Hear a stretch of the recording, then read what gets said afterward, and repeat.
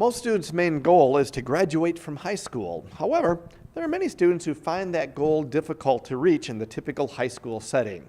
So this week on Dateline Schools, we explore some of the local educational alternatives as we talk with the principal of Port Huron's Harrison Center, Scott Fairman. And Scott, can you give us a description of what Harrison is? Harrison Center is a second chance for our students. It gives them the opportunity to earn a Port Huron area high school diploma or a general education degree, which is a GED. Is it kind of like a high school setting, or is it totally different than what a kid would normally see in your typical high school? In some ways it is. However, we start age 16 and go through adult. So that is a little different than a normal high school setting.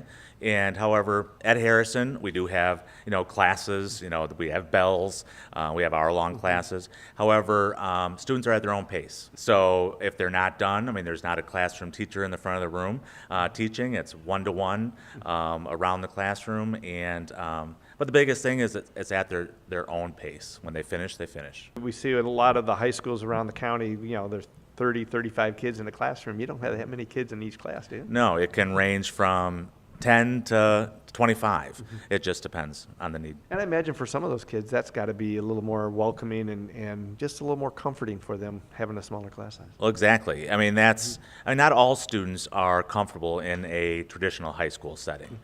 They want it quieter. They want less students. They do thrive, better, more successful when they're in a smaller group. You said you start with kids at 16.